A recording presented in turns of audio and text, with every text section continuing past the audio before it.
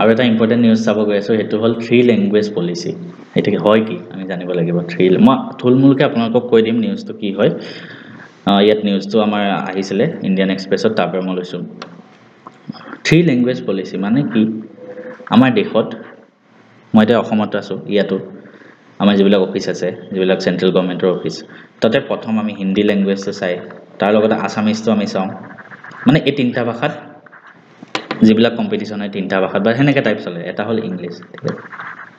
সেনেকৈ চলে কিন্তু আপোনালোকে যদি চেন্নাই ফালে গৈছে মন কৰিছে বা ময়ো তামিলনাডু চেন্নাই 2-3 বাৰমান গৈছোঁ অফিচিয়েল কাম কাজত তাত মানুহে কি হিন্দীত ক'বই নিবিচাৰে কোনেও হিন্দী নাজানে চেন্নাই এনেকুৱা এখন ষ্টেট হয় আপুনি যেতিয়া এখন উবেৰটো বুক কৰিলে বেলেগ কথা আপুনি যেতিয়া এখন অটোত যাব মোৰ ৰিয়েল লাইফ এক্সপিৰিয়েঞ্চ মোৰ এক্সপিৰিয়েঞ্চ কৰি আছোঁ মই যেতিয়া আমাৰ কোৱাৰ্টাৰৰ পৰা ধৰক মেৰিনা বিচ গ'লোঁ অটো মানুহতে ইংলিছো নাজানে অটো ড্ৰাইভাৰজনে ইংলিছো নাজানে সি তামিল লেংগুৱেজো জানে ইফালে সি হিন্দীও নাজানে মই কি কথা ক'ম উপায় নাপায় ইংলিছত কৈ থাকোঁ সিও বুজি নাপায় সি কিবা তামিলত কৈ থাকে মই ইংলিছত কৈ থাকোঁ খালি আৰু এফালে ডাইৰেকশ্যন কৰি সি লাষ্টত পায়গৈ কিন্তু সেই প্ৰব্লেমটো মই ৰাতি বেছি দিগদাৰ হৈছিলে কাৰণ ৰাতি যিহেতু আৰু ৰাতি হৈ গ'ল অটো নাপায় বেছি গাড়ী সেইটো দিগদাৰ হয় তো সেই চাউথত সেইটো বেছি আছে যে চাউথৰ মানুহবিলাকে হিন্দীটো নিজৰ ভাষা হিচাপে মানিব নিবিচাৰে মানে আমাৰ ভাৰতৰ ৰাষ্ট্ৰীয় ভাষা হিন্দী হয় কিন্তু তেওঁলোকে সেইটো মানিব নিবিচাৰে ইয়াৰ ওপৰতে ৰিচেণ্টলি এটা নিউজ আহিছে যে নিউ এডুকেশ্যন পলিচিটো সেইটো বস্তু কোৱা হৈছিলে হিন্দীটোক প্ৰাধান্য দিবলৈ তাৰ ফলতে কি হ'ল মানে ভাৰত চৰকাৰে প্ৰত্যেকখন ৰাজ্যক কিছুমান ফাণ্ড দিয়ে এডুকেশ্যন ৰিলেটেড আমি ডিছকাছ কৰিম ইহঁতে যে তামিলনাডু মানুহবিলাকে হিন্দীটো হেৰি নকৰে ইম্প'জ তো সেইটো কাৰণে চৰকাৰে কি কৰিলে তামিলনাডু গভৰ্ণমেণ্টক কেন্দ্ৰীয় চৰকাৰে যিমান পইচা দিয়ে বাজেট তাৰ পৰা অলপ পইচা কাটি দিলে সেইটো কাৰণে এতিয়া এইটো মানে হাল্লা হৈ আছে মই দেখাই দিম ধুনীয়াকৈ বুজাই দিম বস্তুখিনি চাওক নিউজ কি আছে The Union Government has withheld 2,152 crore in Samagra Shiksha Fund from Tamil Nadu for refusing to join the PM Shri scheme due to its opposition to implementing National Education Policy 2020. National Education Policy কেতিয়া আছিল 2020 তাত বহুত কিছুমান reform কৰা হৈছিল তাৰ ভিতৰত এটা ৰিফৰ্ম আছিল যে হিন্দী ল্যাঙ্গুৱেজটো আমি পঢ়াম সব ষ্টেটতে এটা কি হ'ল এটা স্কিম আছে সমগ্ৰ শিক্ষা তাৰ আন্ডাৰত মানে সবকে পইচা দিয়ে ভাৰত চৰকাৰে তো আৰু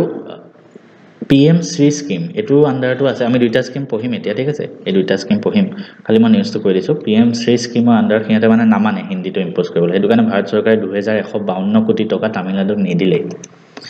While the state is willing to participate in PM Shri, it rejects 2 NEP's 3 language formula.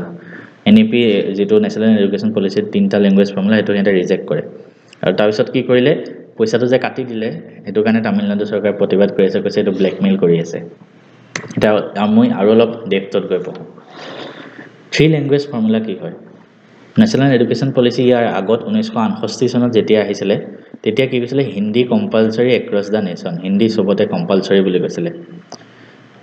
Hindi speaking states were to teach Hindi, English and a mother language, preferably a South Indian language. মানে কি যিবিলাক already Hindi speaking state যেনে কি UP বা হেফালে বেছি হিন্দী চলে তাত কিহতে কি পঢ়াব এটা local language any modern Indian language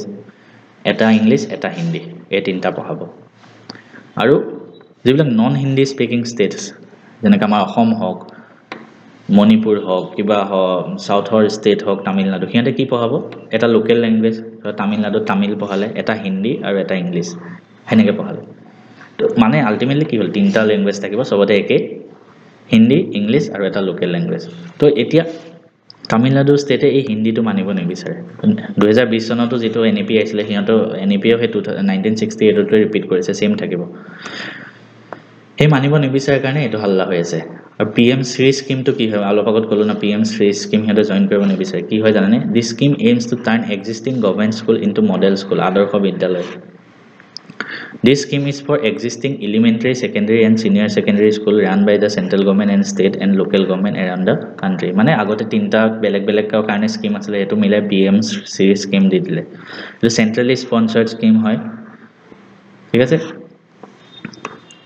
তাৰপিছত সমগ্ৰ শিক্ষা অভিযান আমি অলপ এটো পৰীক্ষাও পঢ়িলো This scheme extends from preschool to class 12 কিন্তু সৰুৰ পৰা ক্লাছ প্ৰাথমিকৰ পৰা ক্লাছ 12 লৈকে আছে এইটো scheme aims to ensure inclusive and equitable quality education at all level of school education সমগ্ৰ শিক্ষা অভিযান যোনটো আছে সেইটো তিনটা স্কিমক মাৰ্জ কৰি বনোৱা হৈছে সৰ্ব শিক্ষা অভিযান ৰাষ্ট্ৰীয় মাধ্যমিক আৰু টিচাৰ এডুকেশ্যন তিনটা স্কিমকে মাৰ্জ কৰি সমগ্ৰ শিক্ষা অভিযান দিছে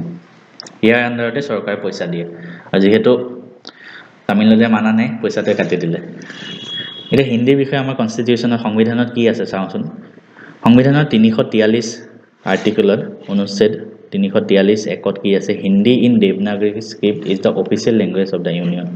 আমি হিন্দী যে ভাৰতৰ ৰাষ্ট্ৰীয় ভাষা হয় কোনটো সংবিধানৰ কোনটো দফাত আছে 343 এৰ 2 নম্বৰত কি আছে যে English was to continue as an official language for 15 years until 1965 ঠিক আছে মানে কি এই যোনটো আহিছিল এটো 1965 মানৰ পৰা আহিছিল ঠিক আছে না সৰি এটো ভাৰতৰ যেতিয়া সংবিধান হৈছিল তেতিয়া আহিছিল ভাৰতৰ সংবিধান হতে হিন্দী আহিছিল কিন্তু ভাৰত স্বাধীন হৈছে 1947 চনত আমাৰ সংবিধান আহি গল 50 চনত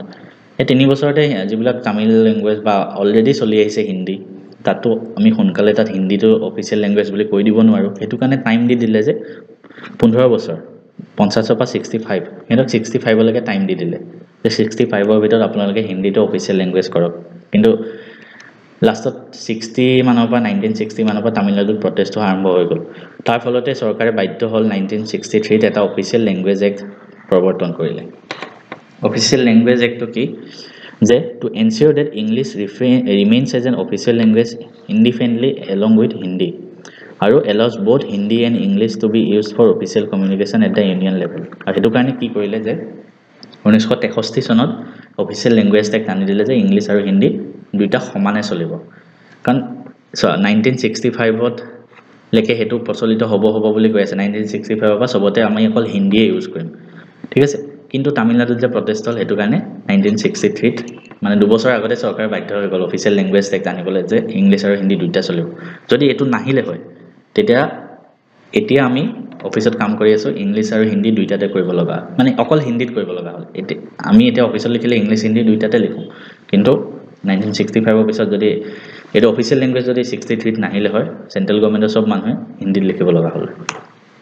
এখিনি আছিল